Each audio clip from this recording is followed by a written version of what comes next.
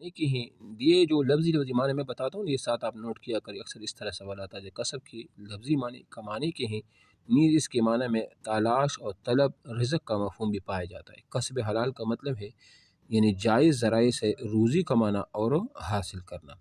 روزی کا حصول ہر انسان کی فطرت ضرورت ہے، اسلام دین فطرت ہے اور یہ انسان کی فطری ضروریات کا پورا خیال رکھتا ہے اور ان ضروریات کی تکمیل کو پسندیدگی کی نظر سے دیکھتا ہے۔ البتہ اسلام کا انسان سے طالبہ ہے کہ وہ اپنی ضروریات کی تکمیل کے صرف اور صرف جائز ذرائع اختیار کرے اور حرام ذرائع سے اجتناب کرے۔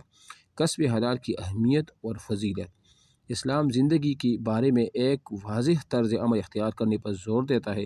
بعض چیزوں کو وہ جائز اور بعض چیزوں کو حرام قرار دیتا ہے، کیونکہ حرام ذرائع کی وجہ سے کسی نہ کسی کی حق تلفی ضرور ہوتی ہے۔ نیز حرام کے ارتکاب کے نتیجے میں انسان کے نیک اعمال بھی ضائع ہو جاتے ہیں۔ اللہ تعالیٰ کا قرآن میں ارشاد فرماتے ہیں، یا ایھا الذین آمنوا کلوا من طیبات ما رزقناکم، کہ اے لوگو جو ایمان لائے ہو، کھاؤ وہ پاک مال جو میں نے آپ کو دیا ہے۔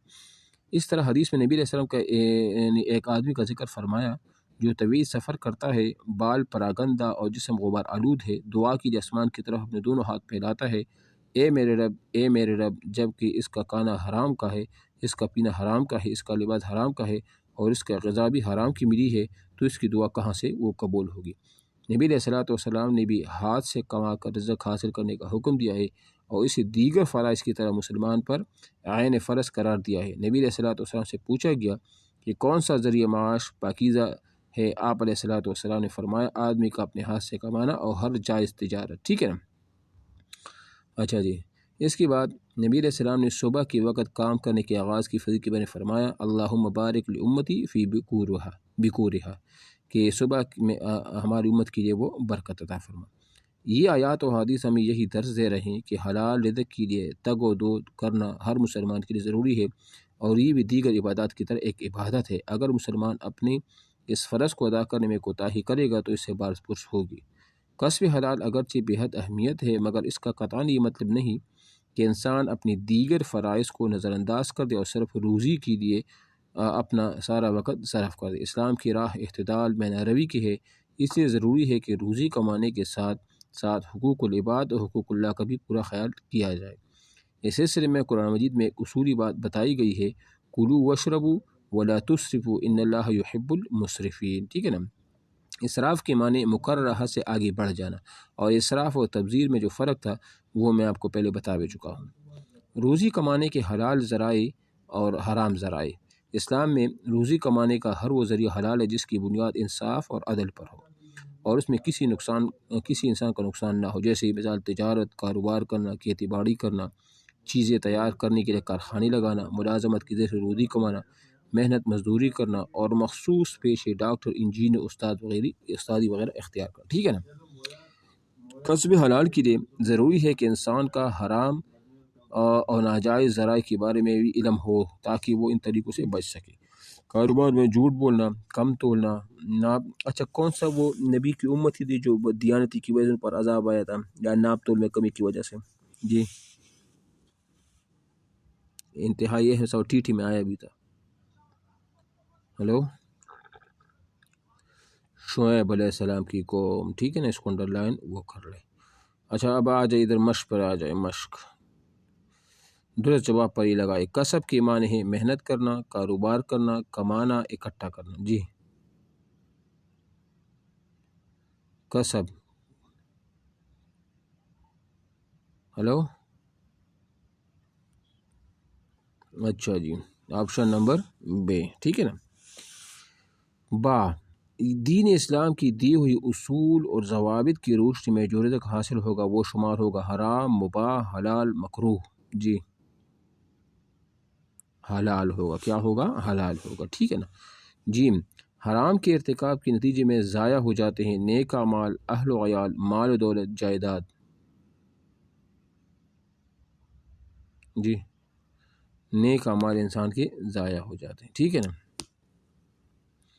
اچھا جی دال، فرد عبادات کی بجا آوری کی بعد سب سے اہم فریضہ ہے امانت داری، صلہ رحمی، راستگوئی، کسب حلال۔ کسب حلال آپشن نمبر دال۔ اس کے بعد سوال ہے حد داؤد علیہ السلام کا پیش آتا ہے کھیتی باڑی، باغبانی، گلابانی، دستکاری۔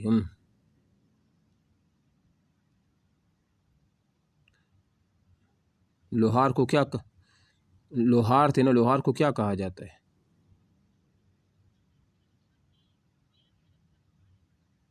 گلابانی پتہ نہیں ہے کہ لیکن وہ لوہار تھا نا، وہ لوہے وغیرہ کو سیدھا کرنا، اس سے اشیاء بنانا وغیرہ جو بھی ہے وہی کرتا تھا، ٹھیک ہے۔ ہاں بس دستکاری ہے پھر، ٹھیک ہے۔ اچھا جی، اس کے بعد آ جائے ابھی قومی املاک وسائل کے استعمال کے وہ آداب۔ یہ جو قومی املاک استعمال کی وسائل کے آداب ہے نا، اس کو آپ اس کی مشق پر آ جائے، اس کی مشق کو ہم پڑھ لیتے ہیں، ٹھیک ہے نا، کیونکہ یہاں پر کوئی حدیث سے ریلیٹڈ ایسی چیز تو ہے نہیں، اس کو ہم مشق پڑھ لیتے ہیں، مشق پر آ جائے۔ نمبر 1، اسلام میں قومی املاک کو سمجھا جاتا ہے امانت، کاروبار، ملکیت، مال غنیمت۔ جی ہلو، امانت آپشن نمبر الف جو ہے نا وہ صحیح ہے۔ بے، قومی املاک کی جائز استعمال کا حق تمام شہریوں کے لیے ہے، حرام، مباح، حلال، مکروہ۔ حلال آپشن نمبر بے وہ ٹھیک ہے۔ جیم، نبی علیہ السلام نے مال غنیمت میں سے چرا لینے پر بھی جہنم کی وعید سنائی۔ سوئی، نیزہ، تلوار، ڈال۔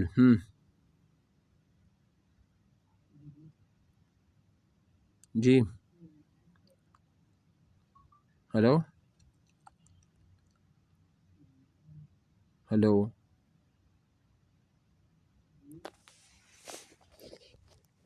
ہلو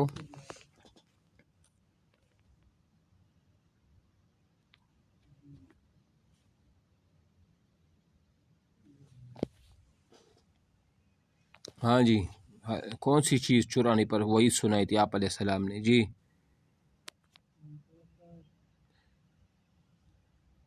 سوئی ہے یا نیزہ ہے؟ دیکھو اوپر، دیکھ لیا آپ نے؟ وہ جو ایک غزوہ میں ایسا ہوا بھی تھا نا، پھر بھی آپ دیکھیے اوپر دیکھیے۔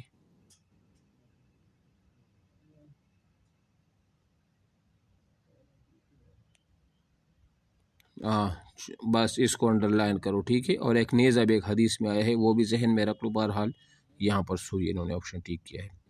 اچھا دال، قومی املاک اور وسائل کا ہر شہری پر ہے، واجب، نفل، سنت، فرض۔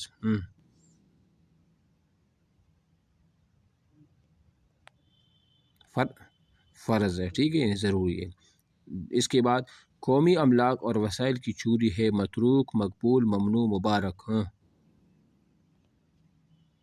ممنوع ہے، آپشن نمبر بے وہ ٹھیک ہے، صحیح ہے۔ اچھا یہ تو ہو گیا، اب آپ آ جائے امہات المؤمنین، باب ششم، ہدایت کے سرچشمے اور مشاہیر علم۔ یہ اہم ہے، یہاں پر